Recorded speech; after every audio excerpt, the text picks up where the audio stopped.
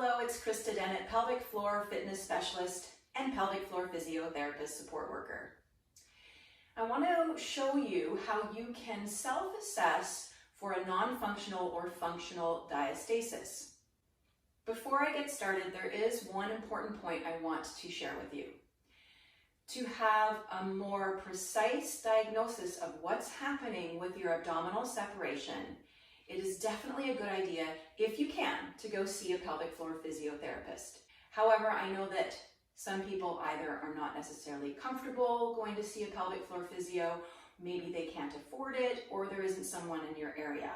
So what I'm going to show you today is how you can do your own self-assessment, keeping in mind we are not experts here, and this is just to give you a guideline of, say, what you can do to help heal your diastasis. Okay, let's get started and look at how we can self-assess our abdominal separation, and what we're looking for is the difference between functional and non-functional. I'm going to do this self-assessment in two positions, lying on my back and then kneeling on all fours. I want you to start with lying on your back. You want to have your knees bent, feet flat on the ground, and you will want to fold away any fabric from your belly. Down the center of our abdominals is known as the Linea Alba. That is the connective tissue that keeps our, for lack of a better description, abdominals together. When we're looking at our separation, there's some things to know.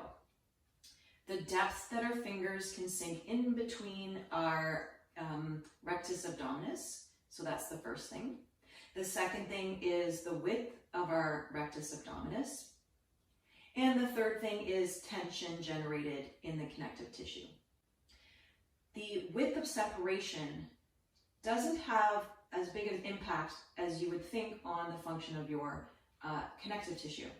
And we get caught up on how the width is. What we should be more focused on is the function. The function is, can we generate tension in that connective tissue? So let's start by first palpating down the center of our connective tissue between our rectus abdominis. Notice if your connective tissue springs back at you, or can you sink those fingers right in between your abdominals and note how far up your fingertips they come. The next thing you're going to do is we're going to look at, for ease of purpose, 3 points on our abdomen. Up close to the sternum, just above the belly button, and just below the belly button. Now, not to concern you, so you know right away, it is very common and natural to have a continued separation indefinitely around our belly button. But again, let's look at tension, not separation. Starting at the top, I want you to just curl your head and shoulders slightly off the floor with your fingertips pointing straight down. So if this is the abdominals, they're straight in, not sideways, but side to side. Lifting up, and then you're going to wiggle your fingers around and see where are those sides of your six-pack muscles. Can you feel them? Sometimes you may not be able to because they've atrophied, and that's okay. They're going to come back. So it might be a little hard, but more importantly, what's going on with your fingers? Are they still sinking down, or is that connective tissue pushing back at your fingers gently? It's creating tension. We don't want it to push up like we're bracing. We just want some tension generated. So then come back down and notice how that felt. Do the same thing above your belly button and below your belly button. Notice if there are any changes along that line. The next thing I want you to do is lying here, same 3 points. You're going to take a breath in, and as you exhale, I want you to do a Kegel. When you do a Kegel, do you notice if anything changes under your fingertips? Is there tension created, or can you still press your fingers in? Finally, you're going to do the curl up again, but add that Kegel into the equation. So you're going to take a breath in, exhale, do your Kegel, and then curl up. What do you feel under your fingertips? Again, can they still sink in? Can you feel tension? The connective tissue is acting more like a trampoline underneath your fingertips. So that is telling me if there's function or non-function of your separation. Function means you can generate that tension. Non-function means you can't generate tension. What does that mean when you have non-function? It could mean that there's exceeding weakness in the pelvic floor muscles, and we need to work on rebuilding the function and strength of those pelvic floor muscles. Being able to generate tension doesn't mean that the pelvic floor muscles are at full strength. It means that you have good coordination, mind-body coordination of contracting your pelvic floor in a simple movement of lying here or curling up. So that is all part of the retraining strategy for your inner core and pelvic floor. Next, we're going to go on to all fours and assess our connective tissue in that position.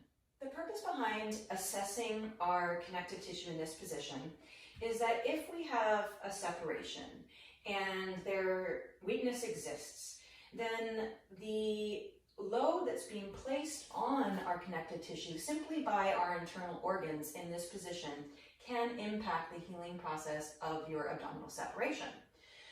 What you're going to do in this position is the same thing in that you're going to pick 3 markers, one closer to your sternum, one just above your belly button, and one just below. And then you're going to put your fingers roughly the same way we did when we were lying on the back. It might be a little harder because you're having to balance on one hand. You're going to take a breath in and then exhale. And just notice what happens under your fingertips. Pressing up and down your abdomen as you're in this position.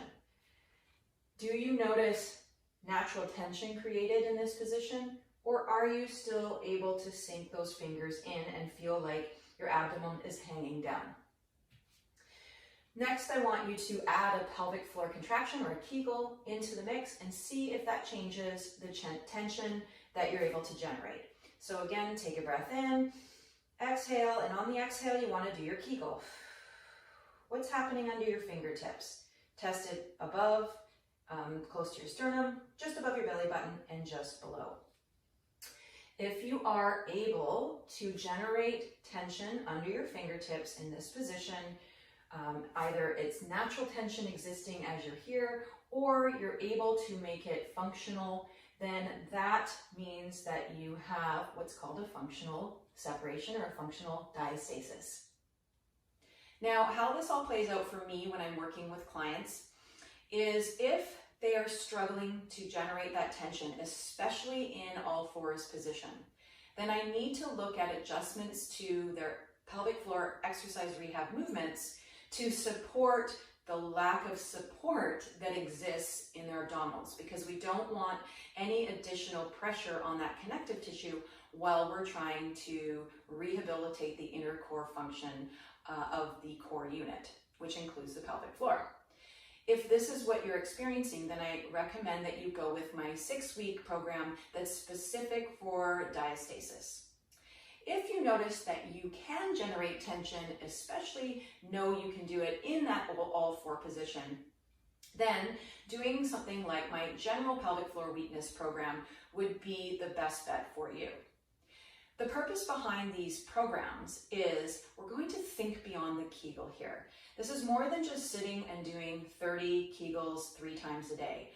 The inner core unit is responsible for anticipating movement, stability, maintaining continence. So if we are only training our inner core in an isometric position, then we're not teaching it how to function in movement. And what do we do every day? We move. So the goal here is to retrain that inner core unit to adapt in movement.